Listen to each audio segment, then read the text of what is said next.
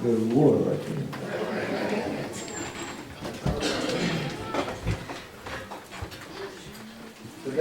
Today I'm gonna be talking to you guys out of Matthew chapter 18,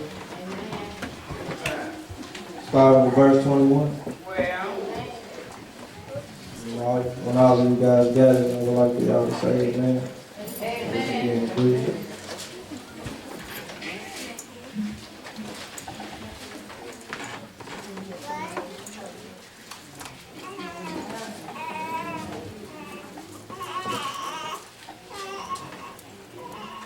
Well, then came Peter to him and said, Lord, how often shall I forgive my brethren after he hath sinned against me?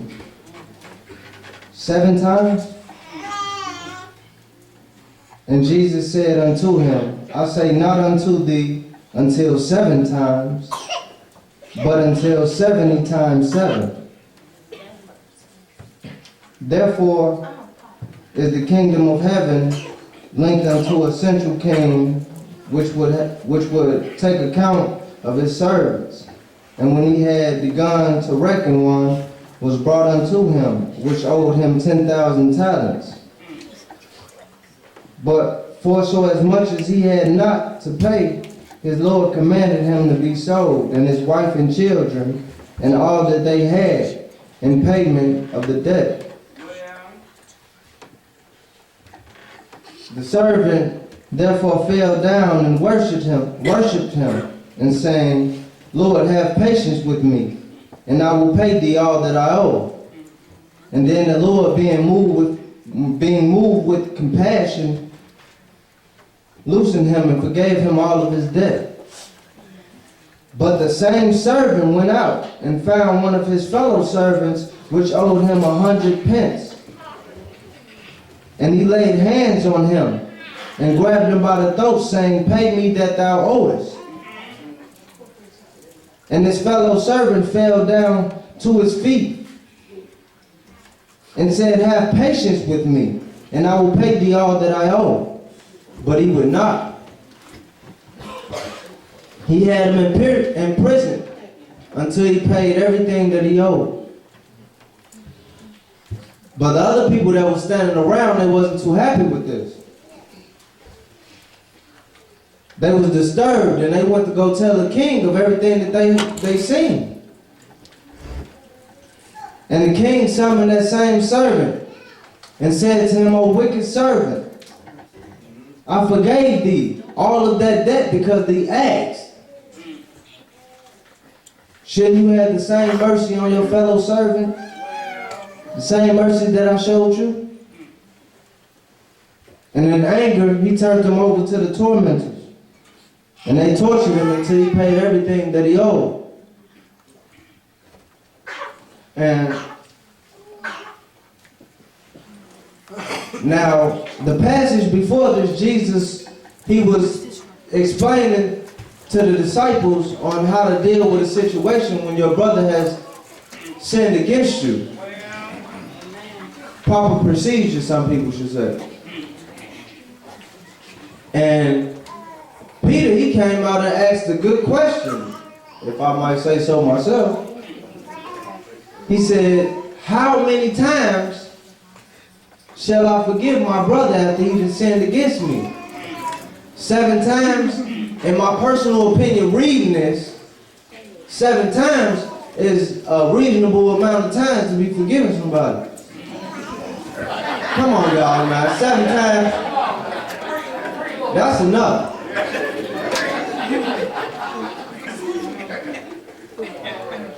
But Jesus said, no, not 7 times, but 70 times 7. And I was reading this, and I had to read it again out of a whole new Bible because I thought it was a typo, y'all. I really did. I'm like, nah, he ain't mean to say 70 times 7. That's too many times right there. But no, it said the same thing in the next Bible that I read. So I said to myself, now Jesus be overdoing it. Just sometimes he overdo it. That's just what I was saying to myself, man. And And the Spirit said, well, if you only had 7 times, 70 times to be forgiven, then you would have ran out of forgiveness a long time ago. And I had no choice but to accept it.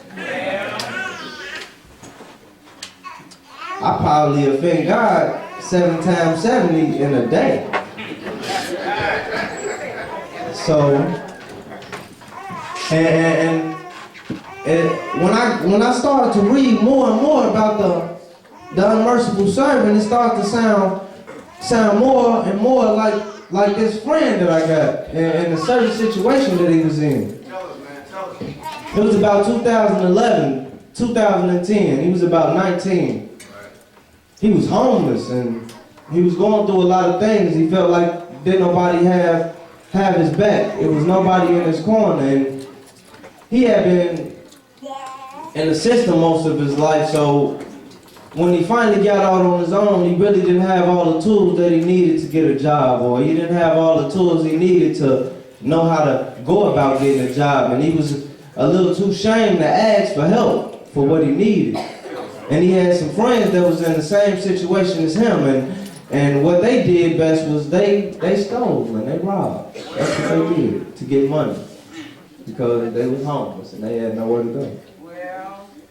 And my friend, one of these days, he goes into this lady's crib in his neighborhood, this lady's house in his neighborhood. Sorry, I'm only 23, 24. I'm sorry, I'm telling you. But in someone's house, and he was going in there to steal, and he came out with about $1,000. And later on down the line, the people found out that it was my friend who took the money out of their house. He grew up in his neighborhood. And they told, word got out, and they told him that they was gonna call the police if he didn't return every cent that was stolen from their house. And he went back to the people, and he didn't have all the money. He had about 500 out of 1,000, and he was coming to give that 500 back and explain himself to him, to the older folks.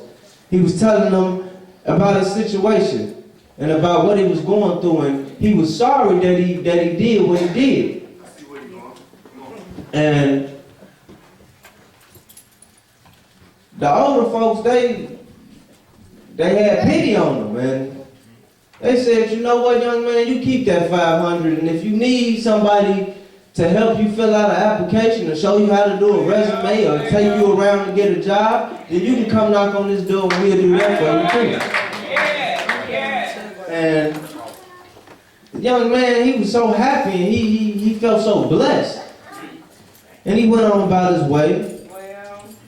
Now earlier that day, unknowingly to the older folks, out of that 1,000, about 300 went to another one of his friends that was in a similar situation as him.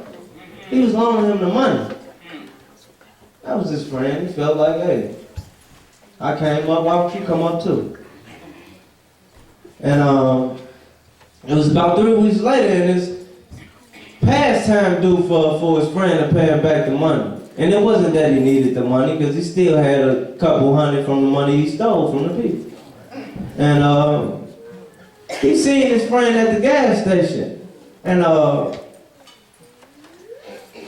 he seen him, man. He got the hooping and hollering at him like he ain't had no sense, talking about, man, where's my money? You know you owe me such and such, putting his business all out in the street. And cussed him out, they done fell out, all over this little money.